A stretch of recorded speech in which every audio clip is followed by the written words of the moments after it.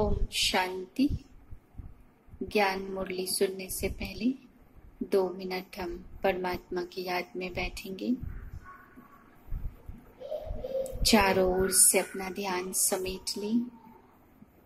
मैं एक मस्तक मणि हूँ। मस्तक पर चमकती हुई मणि को अपने मन और बुद्धि से देखें। मुझ मणि का प्रकाश तेजस्वी प्रकाश चमक रहा है। मैं शुद्ध पवित्र चमकती हुई ज्योतिर्बिंदु हूँ। मेरे मन और बुद्धि शांत है।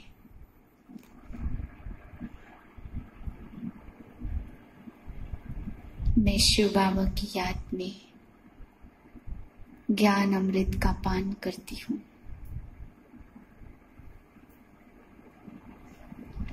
ग्यारह 9/2020 के महावाक्य हैं। आज बाबा ने हम बच्चों को विशेष याद पर समझाया है। बाबा ने कहा, बच्चे तुम ज्ञान सुनाने की बहुत मेहनत करते हो, समझाते हो, परंतु इतनी अच्छी रिजल्ट नहीं निकलती। तो उसका कारण क्या है? सोने में खाद पड़ती है तो सोने की वैल्यू कम हो जाती है। इसी प्रकार बाबा ने कहा, तुम आत्मा की वैल्यू अभी कम है। तुम्हारे अंदर योग का जौहर नहीं है, याद की शक्ति नहीं है। याद की शक्ति ज्यादा हो तो ज्ञान भी कम सुनाना पड़े, मेहनत भी कम करनी पड़े, रिजल्ट बहुत अच्छी निकलेगी।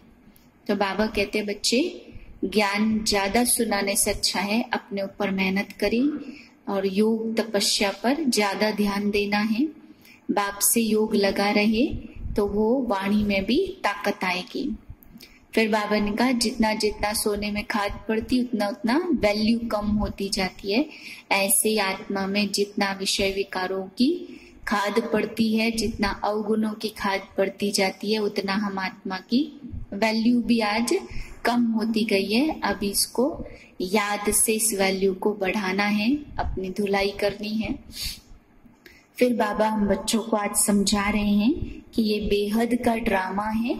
इसमें बहुत सारी महीन बातें हैं समझने की, तो एक एक बात को अच्छे से समझना है। भिन्न भिन्न पार्टधारी इसमें पार्ट बजा रहे हैं। हर एक का अपना अपना पार्ट है। हर एक एक्टर का अपनी अपनी एक्टिंग चल रही है।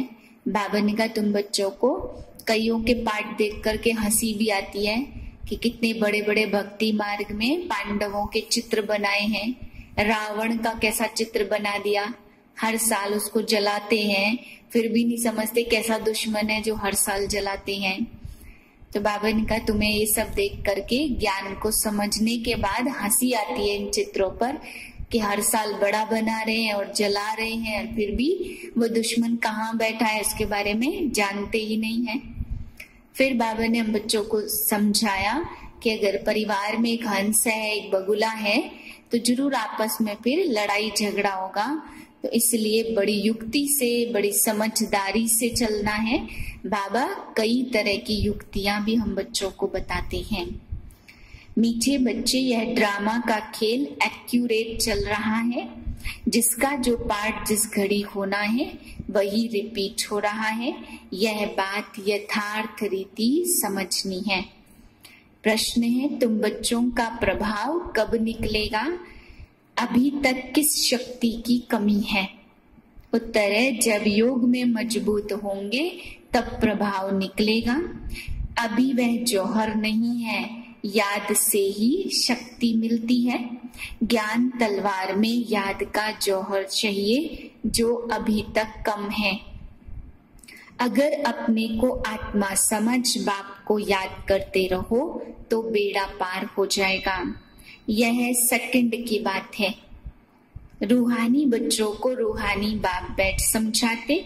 रूहानी बाप एक को कहा जाता है, बाकी सब हैं आत्माएं, उनको परम आत्मा कहा जाता। बाप कहते हैं, मैं भी हूँ आत्मा, परंतु मैं परम सुप्रीम सत्य हूँ। मैं ही पतित पावन ज्ञान का सागर हूँ। कहते हैं मैं आता ही हूँ भारत में। बच्चों को विश्व का मालिक बनाने तुम ही मालिक थे ना। अब स्मृति आई है, बच्चों को स्मृति दिलाते हैं कि तुम पहले पहले सतयुग में आए, फिर पार्ट बजाते बजाते 84 जन्म भोग पिछाड़ी में आ गए। तुम अपने को आत्मा समझो, आत्मा अविनाशी है और शरीर विनाशी है। आत्मा ही देह के साथ आत्माओं से बात करती है। आत्म अभिमानी होकर नहीं रहते हैं तो जरूर देह अभिमान है। मैं आत्मा हूँ यह सब भूल गए हैं। जैसे सोने में खाद पड़ती है, तुम पहले सच्चा सोना हो, फिर चांदी तांबा लोहा पड़कर तुम बिल्कुल ही काले बन गए हो। ड्रामा का यह एक्यूरेट खेल चलता रहता है।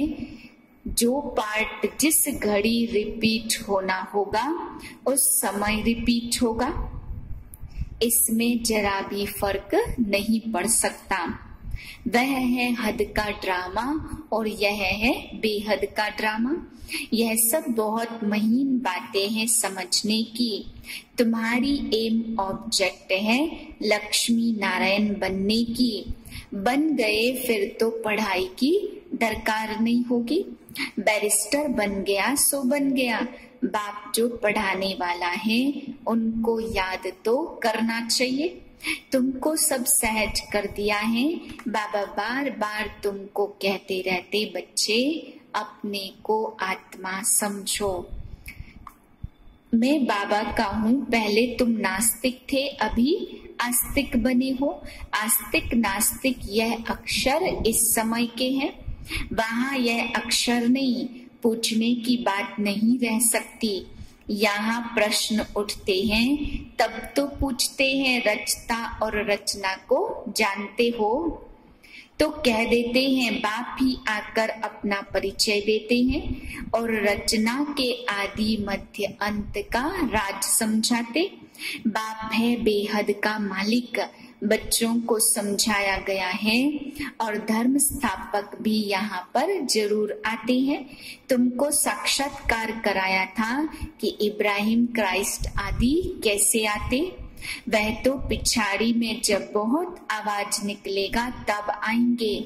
बाप कहते, बच्चे देह सहित देह के सब धर्मों का त्याग कर मुझे याद करो। अभी तुम सम्मुख बैठे हो, अपने को देह समझना है, देह नहीं समझना है। मैं आत्मा हूँ। अपने को आत्मा समझ बाप को याद करते रहो तो बेड़ा पार हो जाएगा। सेकंड की बात है, मुक्ति में जाने के लिए ही भक्ति आधा कल्प करते हैं, लेकिन कोई भी आत्मा वापस जा नहीं सकती। 5000 वर्ष पहले भी बाप ने समझाया था, अभी भी समझाते हैं। श्री कृष्ण यह बातें समझा नहीं सकते, उनको बाप भी नहीं कहेंगे। बाप है लौकिक, अलौकिक और पारलौकिक। हद का बाप लौकिक और बेहद का बाप है पारलौकिक। और यह एक है संगम युगी वंडरफुल बाप। इनको अलौकिक कहा जाता। प्रजापिता ब्रह्मा को कोई याद नहीं करते हैं, वह हमारा ग्रेट ग्रेट ग्रैंडफादर है। यह बुद्धि में नहीं आता है। कहते भी हैं आदि देव एडम, परंतु कहने मात्र। मंदिरों में भी आदि देव का चित्र है ना, तुम वहां जाएंगे तो समझेंगे यह तो हमारा यादगार है। बाबा भी बैठे हैं और हम भी बैठे हैं। यहाँ बाप चैतन्य में बैठे हैं, वहां पर जड़ चित्र रखे हैं। ऊपर में स्वर्ग ठीक है। जिन्होंने मंदिर देखा वह जानते हैं बाबा हमको अब चैतन्य राजयोग सिखा रहे हैं। फिर बाद में मंदिर बनाते। यह स्मृति में आना चाहिए, यह सब हमारे यादगार हैं। फिर से हम देवी देवता बन रहे हैं। ते भी है भगवान जरूर कोई वेश में आएगा। अब कुत्ते बिल्ली ठिक्कर भित्तर आदि में तो नहीं आएंगे। गाया भी हुआ है, भाग्यशाली रथ पर आते हैं। बाप खुद कहते, मैं इस साधारण रथ में प्रवेश करता हूँ। यह अपने जन्मों को नहीं जानते हैं, तुम अभी जानते हो। इनके बहुत जन्मों के अंत में जब वानप्रस्थ अवस्था होती है तब मैं प्रवेश करता हूँ।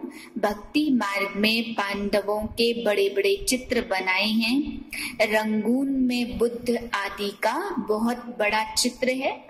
इतना बड़ा कोई मनुष्य होता थोड़े है। बच्चों को तो अब हंसी आती होगी कि रावण का चित्र कैसा बनाया है। दिन प्रतिदिन बड़ा करते जाते। बाप समझाते, वह है ही रावण संप्रदाय और तुम हो राम संप्रदाय। अब बाप कहते, ग्रस्त व्यवहार में रहते कमल फूल समान बनो और मुझे याद करो। बाबा कहते हैं, बच्चे हंस और बगुले इकट्ठे कैसे रह सकते? खिटखिट तो होती रहती, सो तो जरूर होगा, सहन करना पड़ेगा। इसमें बड़ी युक्तियां भी हैं। बाप को कहा जाता राजू रमजबाज। सब उनको याद करते हैं ना, तो हे भगवान दुख हरो, रहम करो, लिबरेट करो। वह लिबरेटर बाप सबका एक ही है। तुम्हारे पास कोई आते हैं तो उनको अलग अलग समझाओ। कराची में एक एक को अलग अलग बैठकर समझाते थे। जब बच्चे बहुत योग में मजबूत हो जाएंगे तो फिर तुम्हारा प्रभाव निकलेगा। अभी अर्जुन वह जौहर नहीं है। याद से ही शक्ति मिलती है, पढ़ाई से शक्ति नहीं मिलती। ज्ञान तलवार है, उसमें जौहर भरना है, वह शक्ति कम है। इसलिए बाबा रोज कहते रहते, बच्चे याद की यात्रा में रहने से तुमको ताकत मिलेगी, पढ़ाई से ताकत नहीं मिलती। याद से तुम सारे विश्व के मालिक बन जाते हो। कोई कोई को बहुत खुशी रहती, बहुत यहाँ आते कहते हैं ज्ञान बहुत अच्छा है, खुशी भी होते हैं, परंतु बाहर गया खलास जरा भी माया ठहरने नहीं देती है। अब बाप आए हैं तुमको सुख धाम ले जाने। तुम ईश्वरी संतान हो, फिर देवताओं की संतान बनेंगे तो डिग्री कम हो गई ना। मीटर में पॉइंट होती है तो इतनी पॉइंट कम। तुम अभी एकदम ऊंच बनते हो, फिर कम होते होते नीचे चले आते। सीढ़ी तो उतरना ही है, चढ़ती कला सर्व का भला। अभी तुम्हारी बुद्धि में सीढ़ी का ज्ञान है। बाबा मीठे मीठे बच्चे कहते रहते हैं, फिर बच्चे बाबा बाबा कहते रहते हैं। शुरू से लेकर चक्र को बहुत अच्छी रीति समझना है। हम आत्मा शांत स्वरूप हूँ, इस शरीर द्वारा कर्म करती हूँ। अशांत अक्षर तब कहा जाता जब दुख होता है। बाकी शांति तो हमारा स्वधर्म है। बहुत कहते हैं मन की शांति हो, अरे आत्मा तो स्वयं शांत स्वरूप है, उनका घर है ही शांति धाम। तुम अपने को भूल गए हो, तुम तो शांति धाम के रहने वाले हो। शांति वहां ही आकर मिलेगी। आजकल कहते हैं एक राज्य, एक धर्म और एक भाषा हो, one cast, one religion, one God. अब गवर्नमेंट लिखती भी है वन गॉड, फिर सर्वव्यापी क्यों कहते हैं? वन गॉड तो कोई भी मानता ही नहीं है। तो अब तुमको यह लिखना है, लक्ष्मी नारायण का चित्र हो, ऊपर में लिख दो सतयुग में जब इन्हों का राज्य था तो one god one deity religion था। मनुष्य कुछ भी समझते नहीं है, अटेंशन नहीं देते। अटेंशन उनका जाएगा जो ब्राह्मण कुल का होगा, और कोई नहीं समझेंगे। इसलिए बाबा कहते अलग अलग बिठाओ और अलग अलग समझाओ। फॉर्म भराओ तो मालूम पड़ेगा, क्योंकि कोई किसको मानने वाला होगा और कोई किसको, सबको इकट्ठा कैसे समझाएंगे। अपनी अपनी बात सुनाने लग पड़ेंगे। पहले पहले तो पूछना चाहिए कहाँ से आए हो, बीके का नाम कभी सुना है? प्रजापिता ब्रह्मा तुम्हारा क्या लगता है, कभी नाम सुना है? तुम प्रजापिता ब्रह्मा की संतान नहीं हो, हम तो प्रैक्टिकल में हैं, हो तुम भी, परंतु समझते नहीं हो। समझाने की बड़ी युक्ति चाहिए। अच्छा, मीठे मीठे से खिलते बच्चों प्रति माता पिता बाप दादा का याद प्यार गुड मॉर्निंग। रूहानी बाप की रूहानी बच्चों को नमस्ते। हम रूहानी बच्चों की रूहानी बाप दादा को नमस्ते। धारणा के लिए मुख्य सार, पहली पॉइंट, मंदिरों आदि को देखते सदा यह स्मृति रहे कि यह हमारे ही यादगार हैं। अब हम ऐसा लक्ष्मी नारायण बन रहे हैं। दूसरी पॉइंट, ग्रस्त व्यवहार में रहते कमल फूल समान रहना है। हंस और बगुले साथ हैं तो बड़ा युक्ति से चलना है, सहन भी करना है। वरदान है, माया के बंधनों से सदा निर्बंधन रहने वाले योग युक्त बंधन मुक्त भव। बंधन मुक्त की निशानी है सदा योग युक्त। योग युक्त बच्चे जिम्मेवारियों के बंधन व माया के बंधन से मुक्त होंगे। मन का भी बंधन न हो। लौकिक जिम्मेवारी तो खेल है, इसलिए डायरेक्शन प्रमाण खेल की रीति से हंसकर खेलो। कभी छोटी छोटी बातों में थकेंगे नहीं। अगर बंधन समझते हो तो तंग होते हो, क्या क्यों का प्रश्न नहीं उठता है। लेकिन जिम्मेवार बाप है, आप निमित्त हो। इस स्मृति से बंधन मुक्त बनो तो योग युक्त बन जाएंगे। स्लोगन है, करण करावनहार की स्मृति से भान और अभिमान को समाप्त करो। ओम शांति।